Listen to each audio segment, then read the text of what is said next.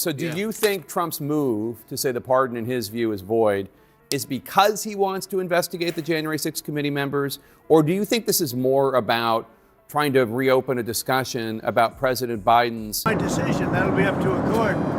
But I would say that they're null and void, because I'm sure Biden didn't have any idea that it was taking place. It's probably a little of both. Look, I think he's obsessed with January 6th, and there's no doubt if he could break the law and come after us, he would. And, you know, again, we'd him in the court of law. Trump's supporters are currently fighting online battles about their leaders' bathroom habits. Let that sink in. A simple joke from Jimmy Kimmel about Donnie diapers has sparked a social media war where grown adults are passionately defending Trump's continence like it's a matter of national security. This video will show you exactly how a 24-hour meltdown unfolded after Kimmel's joke and Kinzinger's brutal takedown. What started as comedy quickly revealed something much more serious about Trump's thin skin and his supporters' cult-like behavior. You were pardoned. You didn't ask for a pardon. It was preemptive just in case Trump's Justice Department goes after you and other members of the January 6th committee. What was your reaction when you saw Trump's post last night? But look, Jake, it's like, bring it on.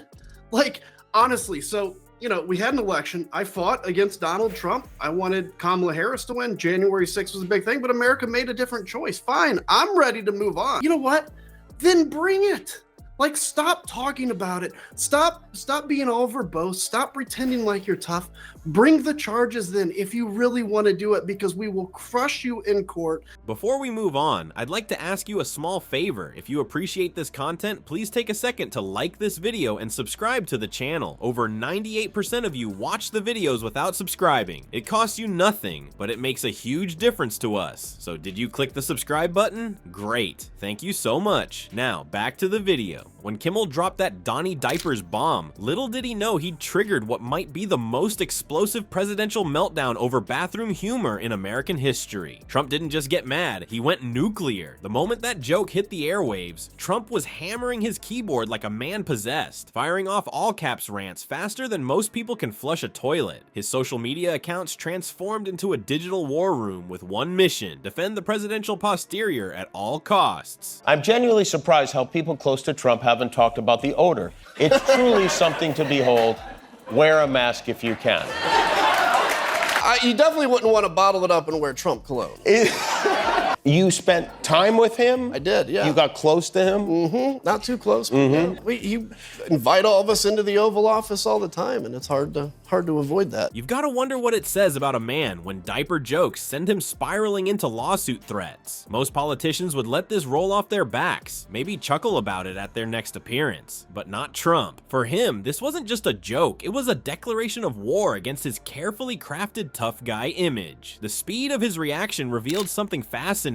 Hit Trump in the vanity, and you'll get a reaction that makes international incidents look like minor disagreements. What's even more remarkable is how Trump's rapid-fire meltdown actually amplified the joke. Before his reaction, it was just another late-night punchline that would have been forgotten by morning. After his digital tantrum, it became headline news. Talk about backfiring. Every threat, every angry post, every legal posturing just made more people ask, why is he so sensitive about diaper jokes anyway? Classic case of making a mountain out of a... Americans that were concerned about January 6th that still voted for Donald Trump because other issues, economics, inflation, whatever. All we can do as leaders, as media, is just tell the American people the truth. And it's on the American people to seek out true information and not be manipulated, abused by a weak, small man. Donald Trump has said he's going to go after all of those people. Kash Patel said he's going to go after those people. Do you have any advice? Would you say lawyer up?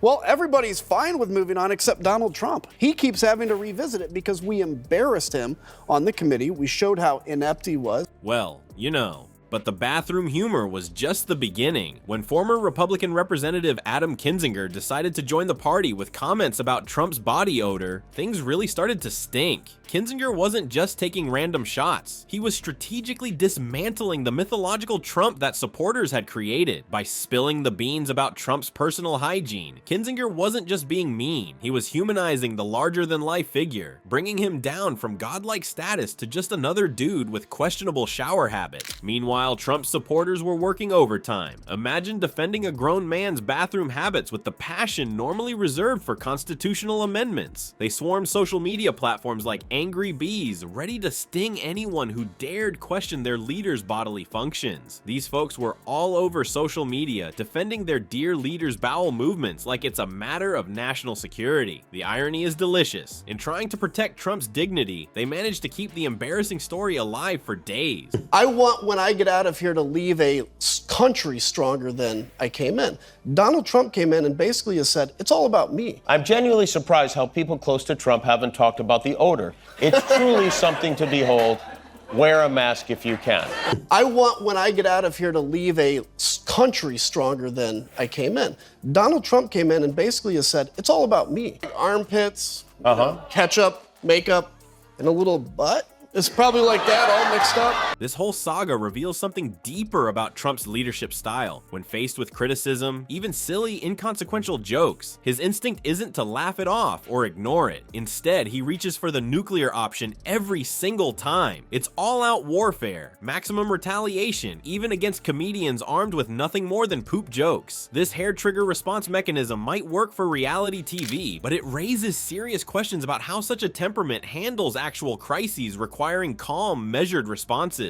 The most fascinating part of this 24-hour meltdown was watching the Streisand effect in real time. For those who don't know, the Streisand effect happens when attempts to hide or censor information lead to that information spreading more widely than it would have otherwise. By throwing such a fit over Kimmel's joke, Trump guaranteed that millions more people heard about his alleged diaper issues than would have if he just ignored it. Every angry post, every threat just drew more attention to the very thing he wanted everyone to forget. What started as a throwaway joke transformed into a revealing character study. Political opponents took notes. Trump's kryptonite isn't policy debates or ethical questions. It's personal jabs that threaten his carefully constructed image. The fact that bathroom humor could derail a former president for an entire day speaks volumes about what really matters to him. His self-image isn't just important, it's everything. Attack that and you'll get a reaction that's both predictable and wildly disproportionate. And this pattern of behavior raises legitimate questions about psychological fitness. If a diaper joke can trigger this level of unhinged response, how would this same temperament handle a military crisis, an economic collapse, diplomatic negotiations where personal insults are sometimes part of the game? The joke itself may be silly, but the reaction it provoked is anything but. It's a window into a mind that cannot tolerate even the mildest form of mockery without launching missiles in return. So what we've really learned from this whole Donnie Diapers saga is that beneath all that tough talk and bravado lies a man who completely loses it over potty humor. And that's the scary part. If bathroom jokes trigger nuclear meltdowns and legal threats, imagine his finger on actual nuclear buttons. His all-caps rants and lawsuit threats weren't just embarrassing, they're a preview of potential presidential crisis management. While some found his temper tantrum pure comedy gold, the rest of us might want to consider if someone who can't handle a diaper joke can handle global tension. Sometimes the most revealing presidential test isn't a debate, it's a joke.